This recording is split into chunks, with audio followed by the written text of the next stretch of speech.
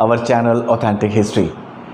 Friends, मैंने last video में यही बताया था आपको कि वर्नी की जो तारीख़ फ़िरोज़ शाही है वो एक बहुत ही प्रामाणिक स्रोत के रूप में जाना जाता है या एज ए प्राइमरी सोर्सेज, ख़ास कर हम मोहम्मद तुगलक की बात करें या फ़िरोज़ शाह तुगलक की। लेकिन 1351 से लेकर 1357 तक, जहाँ 1351 से लेकर 1357 तक यानी कि 1351 से 1357 तक का ही उसे समय मिला लिखने का तारीख़ फ़िरोज़ शाही। उसके बाद तो वो लिख ही नहीं पाए क्योंकि वर्नी का जो हुआ है वो अपने लास्ट वीडियो में आपको मैं बता ही चुका हूँ। तो एक यहाँ पर ये भी कहा जा सकता है कि सल्तनत काल में जो फ़िरोज़ शाह तुगलक ऐसे पहले सुल्तान थे जिन्होंने अपनी आत्मकथा लिखी, फतवात फ़िरोज़ शाही। तो फ़िरोज़ को ये एक तरह से क्रेडिट जाता है। लेकिन इस बात को मत भूलिएगा कि सुल्तान फ़िरोज़ शाह तुगलक, जहाँ सुल्तान फ़िरोज़ शाह तुगलक हिंदुस्तान की धरती को इस्लाम की धरती में परिवर्तित करना चाहते थे। जहाँ ये परिवर्तन करना चाहते थे क्योंकि उन्होंने कह दिया था कि दारुल हर्ब को दारुल इस्लाम में कन्वर्ट किया जाए। और आप ये भी देख लीजिए कि उन्हीं के समय में कितने ज़्यादा टैक्सेस लगाए गए हैं, और जिनमें ख़ास तौर पर 4 टैक्स तो आपने सभी लोग पढ़े होंगे या मैं आपको क्लियर कर देता हूँ, जैसे कि खराज, खमस, जजिया, ज़कात। ये जजिया टैक्स तो औरंगज़ेब तक के टाइम तक भी हमें देखने को मिला। और अगर हम आज की मॉडर्न टाइम की बात करें दोस्तों, तो अफ़गानिस्तान में तालिबान जैसे जो एक तरह से वहाँ पर जो एक अपने अफ़गानिस्तान को कंट्रोल मिलना चाहते हैं, वो भी कहीं ना कहीं इस ऐसे ही टैक्सेस को, जजिया टाइप के टैक्सेस को वो एक तरह से लागू करने की कोशिश करते हैं। जजिया मीन्स टैक्स, एक ऐसा टैक्स है, जजिया का मीन्स होता है कि ज़िमी, और ज़िमी उन्हीं लोगों को कहा जाता है जो कि नॉन मुस्लिम्स होते हैं। और कुछ कट्टर जो इनकी जो धारणा थी वो यही थी कि नॉन मुस्लिम्स को काफिर भी कहा जाता है। लेकिन मैं क्लियर कर दूं कि फ़िरोज़ शाह तुगलक की ये एक अभिलाषा थी, उसके भाई मोहम्मद तुगलक की नहीं। जी हाँ, मैंने पिछली वीडियो में ये बात आपको क्लियर की थी। 1388 तक फ़िरोज़ शाह तुगलक ने राज किया और उसके बाद उनकी डेथ हुई और उसके बाद उनके उत्तराधिकारी आते गए। और कि वो जो एक इतना बड़ा एम्पायर था, चल रहा था, उनको वो अच्छी तरह से संभाल नहीं पाए।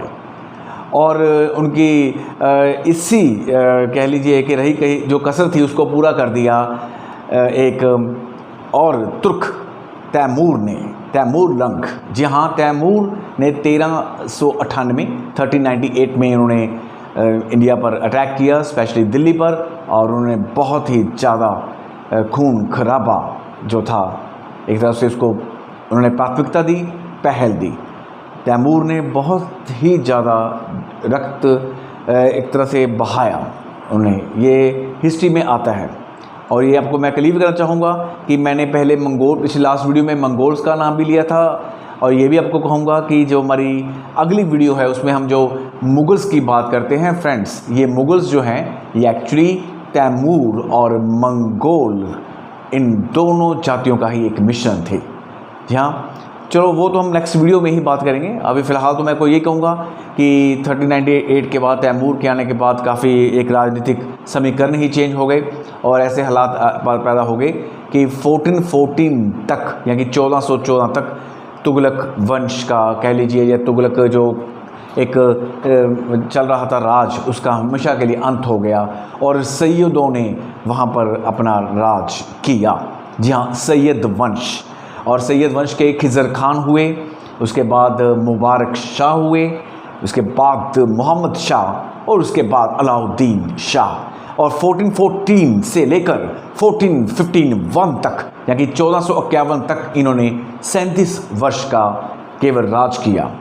और एक बात यहाँ पर बड़ी गौर करने वाली है, शायद आपने कहीं ना पढ़ी हो या कहीं से आपको ये पहले सुनने को ना मिली हो कि सैयद अपने आप को जो थे वो सुल्तान नहीं कहते थे, वो हमेशा यही कहते थे कि हम रहला हैं। वो उन्होंने सैयद ने कहीं भी अपने आप को सुल्तान नहीं लिखा, रहला बोलते थे वो। और इनके बारे में सबसे अच्छी इन्फॉर्मेशन हमें मिलती है याहिया बिन अहमद सरहंदी की जो बुक है तारीख़ मुबारक शाही। जहां आप तारीख़ मुबारक शाही को रीड कीजिए, उसमें याहिया बिन अहमद सरहंदी ने सैयदों के बारे में अच्छा लिखा हुआ है। इनकी ये भी कह सकता हूँ मैं कि कुछ ऐसी और भी इनकी जो कल्चरल आर्किटेक्चर में भी इनका एक अच्छा रोल था। और सैयदों के बाद 1451 में, या कि मैं आपको क्लियर बता देता हूँ कि 19 अगस्त 1451 में बहलोल लोदी ने लोदी वंश की स्थापना की। जहाँ बहलोल लोदी, और वो एक तरह से चलते रहे, उनका राज चलता रहा। और एक ऐसा समय आया कि बहलोल लोदी कि 1489 में 1499 हम कह सकते हैं, 89 में उनके बेटे सिकंदर लोदी ने फिर गद्दी संभाली। और इसके बाद सिकंदर लोदी जो थे, उनके बारे में कई सारे एक तरह से सोर्सेज मिलते हैं। वाक़ियात मुश्ताकी तो ये भी लिखती है कि राणा सांगा से सिकंदर लोदी जो थे वो खफा हो गए थे, क्योंकि राणा सांगा के मुंह से सिकंदर लोदी को जब वो मिले तो उनके मुंह से निकल गया था राम राम। तो इसके बाद वो उनसे खफा हुए। और सिकंदर लोदी के बारे में ये भी कहा जाता है कि ये कट्टर एक तरह से सुल्तान रहे हैं। जी हाँ, बेशक इन्होंने आगरा जैसा शहर बनाया, बेशक इन्होंने लुधियाना, जिससे कि पहला नाम था लोधियाना, ऐसे कई शहर जो लोदी सुल्तानों के द्वारा बनाए गए हैं, मैं इसमें कोई डाउट नहीं है। और आगरा एक ऐसा शहर है जहाँ पर ताज महल भी है। लेकिन आप कहीं ना कहीं ये भी देखिए कि इनके जो एक तरह से जो सुधार थे वो भी मुस्लिम्स के लिए ही जाने जाते हैं। तो हिस्ट्री जो इस बात को कह रही है। उसके बाद इब्राहिम लोदी आते हैं। इब्राहिम लोदी कोई ज़्यादा एक तरह से उनमें राजनीतिक दूरदर्शिता की बहुत ज़्यादा कमी थी, जिसे हम पॉलिटिकल स्टेबिलिटी की कहते हैं, lake of the political stability. और इब्राहिम लोदी के दरबार में गुटबाजी हुई। दौलत खान लोदी, उनका बेटा दिलावर खान लोदी, खुद इब्राहिम लोदी के चाचा आलम खान लोदी, ये सभी के सभी एक विरोधी गुट के रूप में नज़र आए दोस्तों। और इन्होंने इब्राहिम लोदी के खिलाफ साजिश की और उससे आमंत्रित किया जिसने मुग़ल साम्राज्य की स्थापना की। जी हाँ, आप सभी को उनका नाम पता होगा, ज़ियाउद्दीन मोहम्मद बाबर। जी हाँ, फ़र्क